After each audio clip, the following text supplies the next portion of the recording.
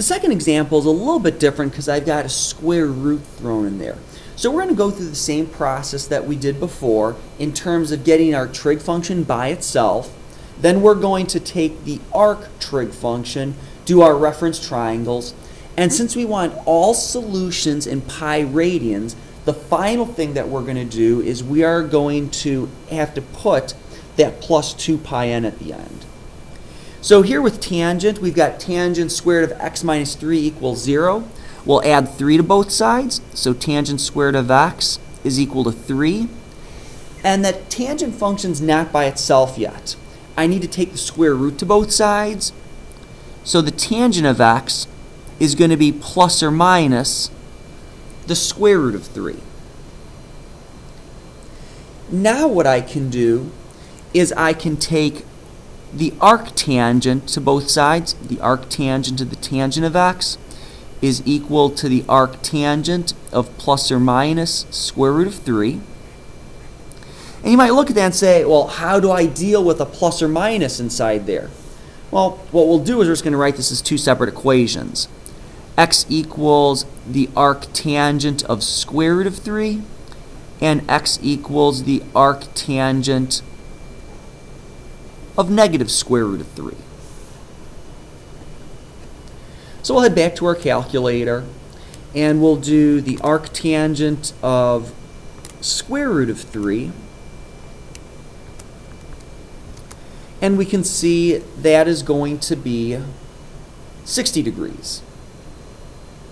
So since that arctangent is going to be 60 degrees, I need to convert that to radians, which 60 degrees in radians is pi over 3. So here we're going to have x equals pi over 3. And since we want all solutions, we're going to want a plus 2 pi n.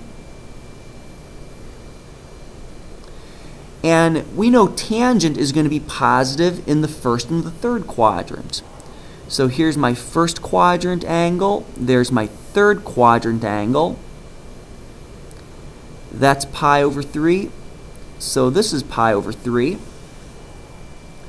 And if I look at this right here, this we know is pi, which is the same thing as 3 pi over 3.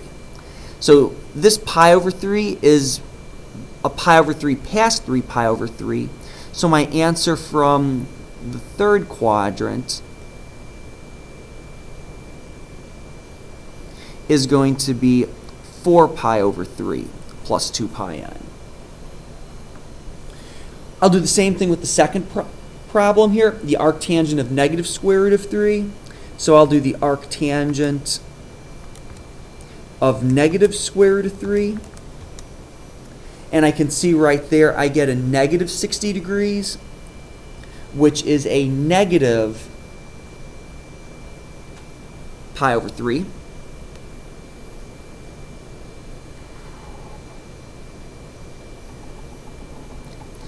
And we know that arctangent is negative in the second and the fourth quadrant. So right here we said that's a negative pi over 3. So this is also going to be a pi over 3. And we don't need to put that negative sign there because that's just telling us direction. So my two solutions that I would get from here is, once again, if I know this is 3 pi over 3, this is pi over 3 before that.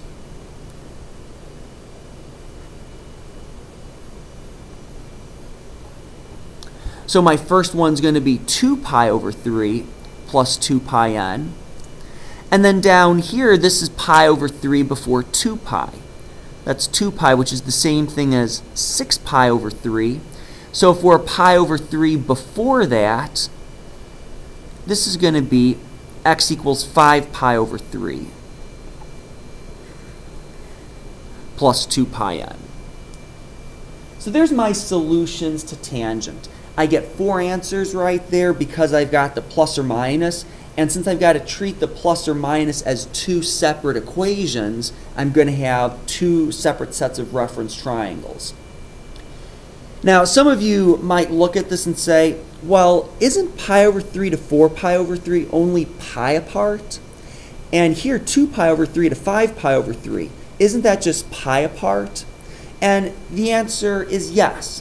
Since those are pi apart, if I wanted to, this is not mandatory, but if I wanted to, I could also write this solution as x equals pi over 3 plus pi n, and x equals 2 pi over 3 plus pi n, because the distance from each of these is only pi apart.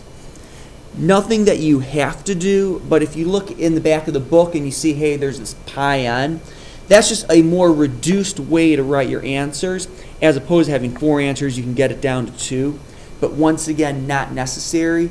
You only can do that if you want to and you see the pattern that these are only pi apart, those are only pi apart.